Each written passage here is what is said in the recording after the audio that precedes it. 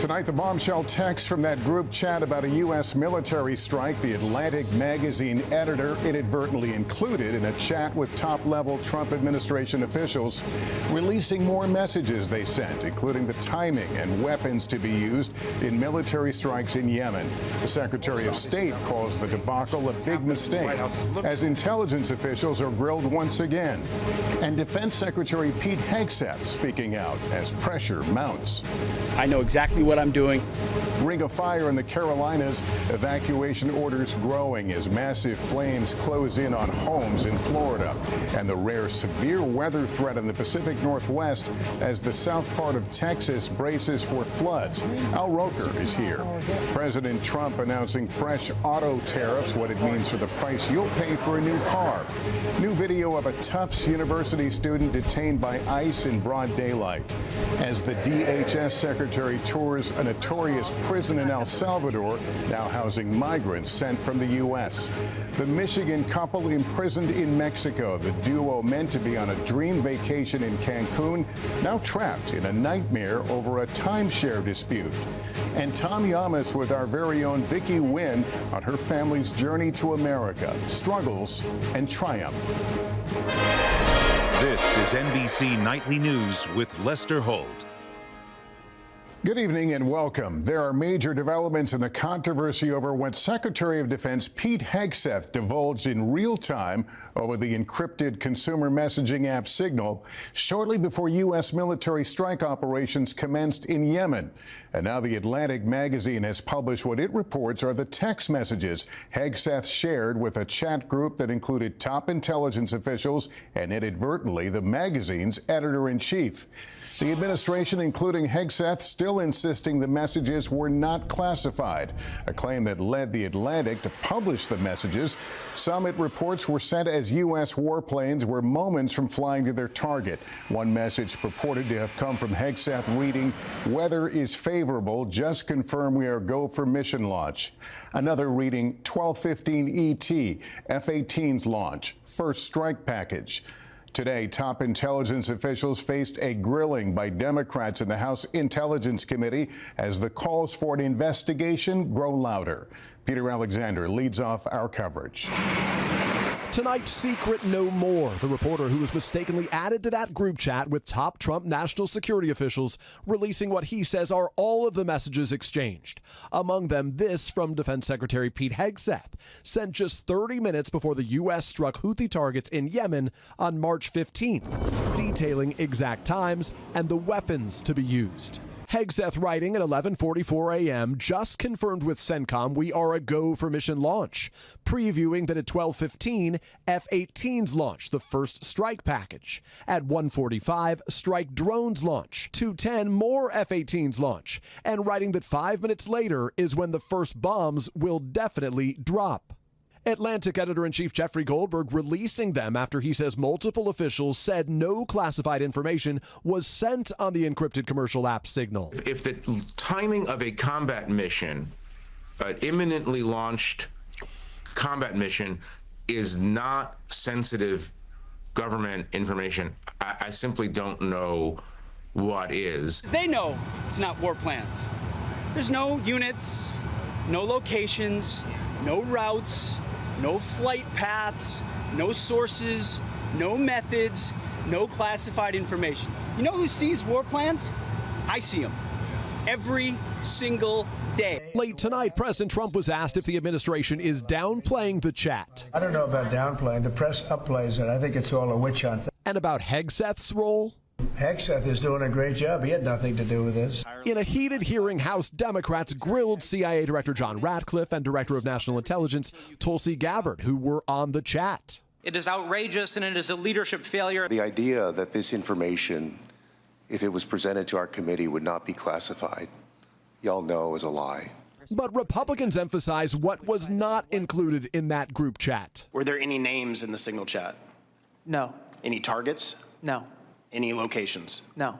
And this from Secretary of State Marco Rubio, who was also in the chat. Someone made a big mistake and added a journalist, and the White House is looking at it, but that none of the information on there at any point threaten the operation of the lives of our servicemen. The White House tonight stands by its assertion that nothing classified was shared. The DoD manual details classified information as significant military plans, saying that is secret, that's classified. So what is it about what Pete Hegseth wrote that makes you say this is not classified? Well, it's not just me saying that, Peter. It's the Secretary of Defense himself who is saying this as well. And again, this message, there was no classified information transmitted. There were no war plans discussed. You said it's not war plans.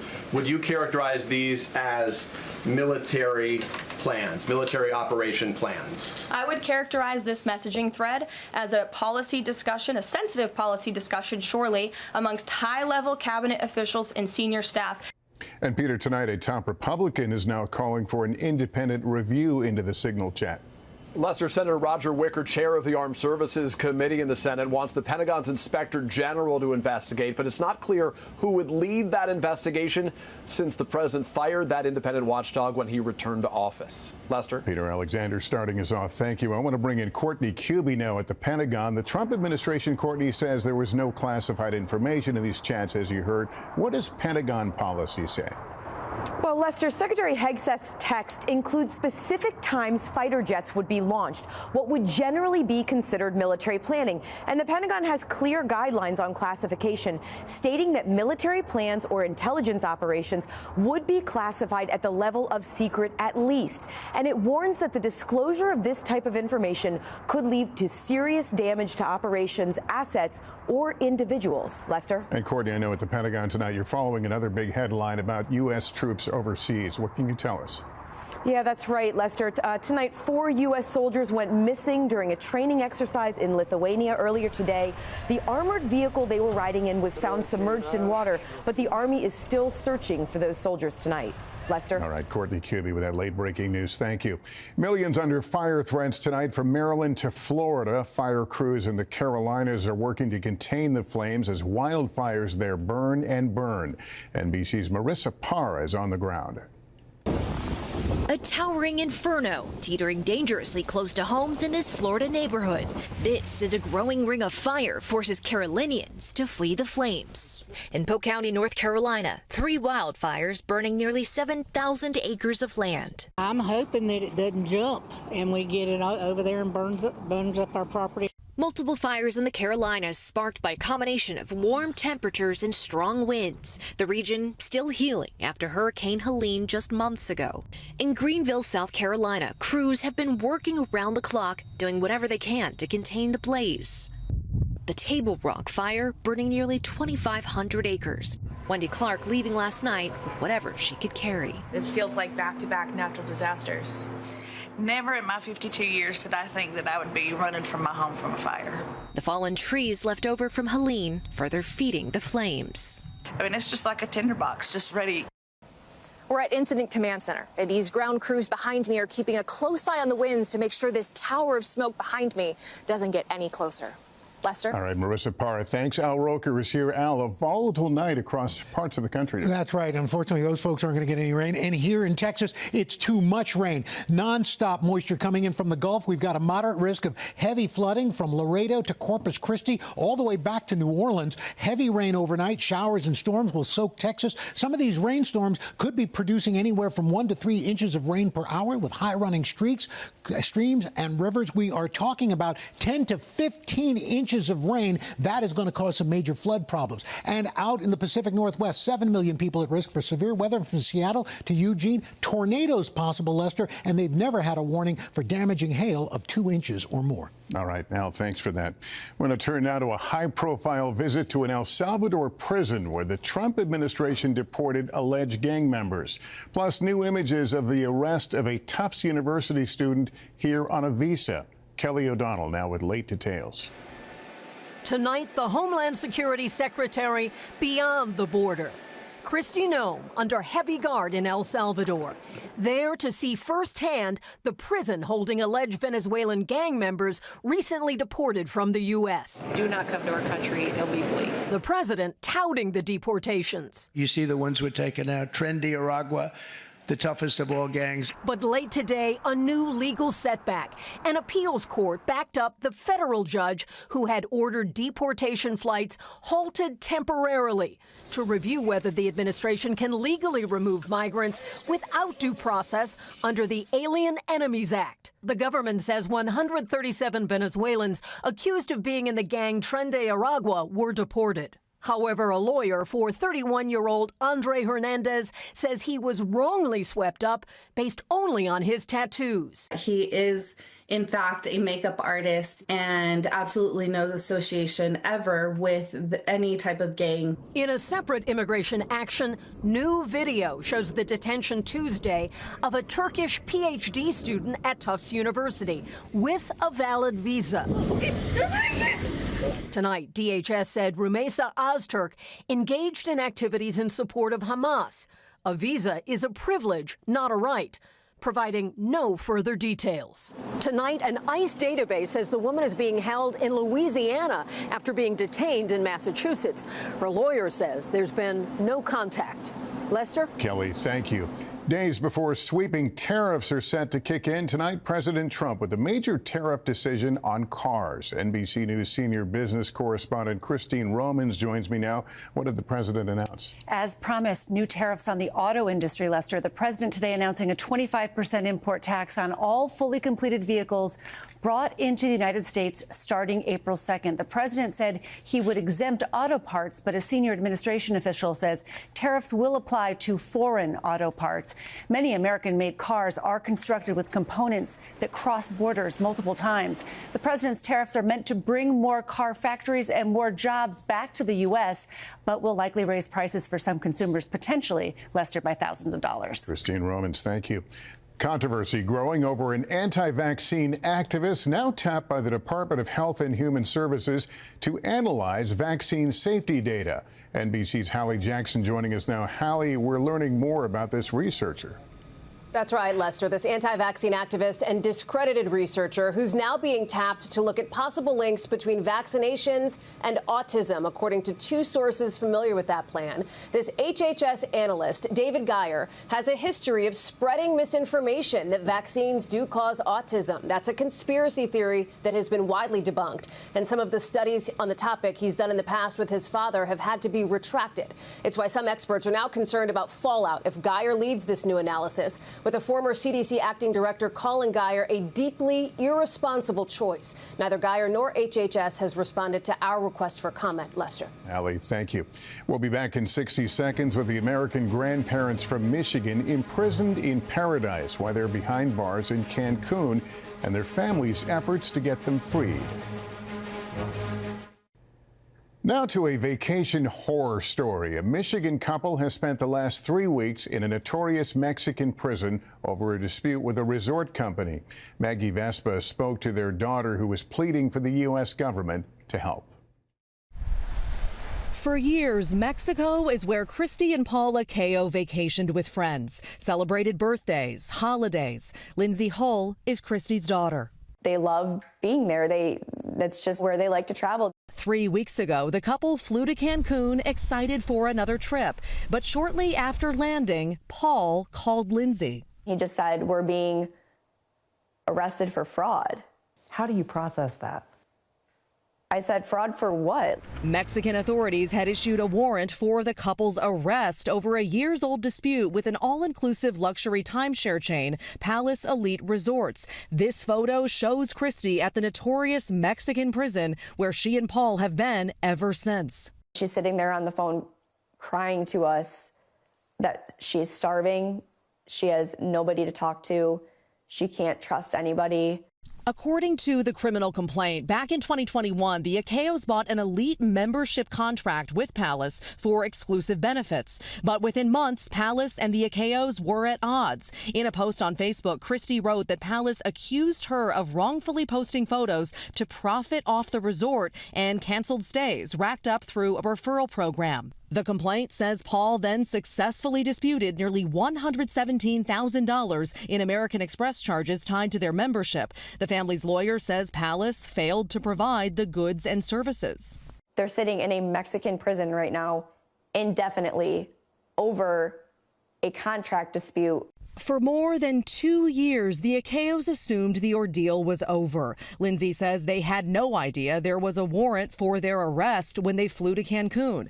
This past weekend, the Akeos' lawyers say Palace offered a settlement if the couple paid $250,000, signed an NDA about the ordeal, and publicly apologized, which the family turned down. Palace Resorts declined NBC News' request for an interview. The company's lawyer saying in a statement their complaint was filed in accordance with Mexican laws, writing the conduct of the Akeos appears to be criminal, and pointing to Christie's Facebook post instructing others how to report similar charges to the detriment of the palace. Lindsay says she's been in touch with the State Department, which tells NBC News they are aware of the case. We need help. We need help from our politicians. We need help from our government. She says she's desperate to bring her parents home to their grandchildren. I was picturing that moment of them being able to come home and like taking our daughters there to see them and and just having our family there to hug them. Maggie Vespa, NBC News, Diamonddale, Michigan. When we return, Coming to America, a family story of love, loss, and leaving that hits close to home. Tonight, we want to share a remarkable story about NBC's Vickie Nguyen, her personal new memoir called Boat Baby that follows her experience as a Vietnam refugee. Here's Tom Yamas with that. In 1975, Saigon falls and the scramble is on to get out.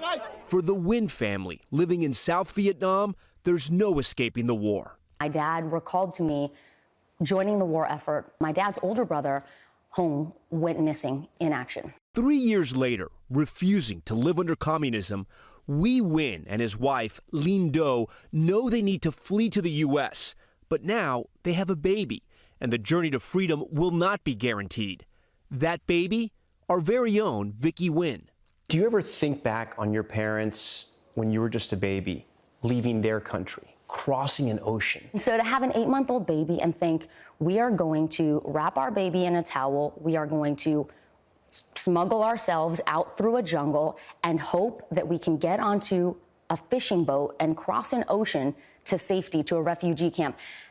I feel like you only make that decision if you are desperate and hopeful. That trip, the new life the Nguyen's found in America, and how a refugee toddler grew up to be a network correspondent and anchor is the basis for Vickie's new memoir, Boat Baby. I look back and I think about all of the things my parents survived, all of the things they went through, and their attitude was always never complain, never explain, focus on what you can control, keep moving forward, and a lot of that rubbed off on me. But early on, the family learned that life in America would not be a fairy tale. My Uncle Them was at a party and gathering, got into an argument with someone, and was stabbed to death. And that devastated my mother. The Nguyen's would carry on in their new country. Vickie growing up in the Bay Area. Her prom date would later become her husband, and she would build a lasting career in news, but with obstacles. People would, drive by and be like, hey, it's Connie Chung. It indicated to me that representation matters and that there's still a long way to go. Despite it all, she calls herself a proud American, an immigrant who is living the American dream. Can you believe this is your story? This is a dream that was too big for my family to have, for me to have, and yet it's coming true every single day. Tom Yamas, NBC News. And that is Nightly News for this Wednesday. Thank you for watching. I'm Lester Holt. Please take care of yourself and each other. Good night. Thanks for watching. Stay updated about breaking news and top stories on the NBC News app or follow us on social media.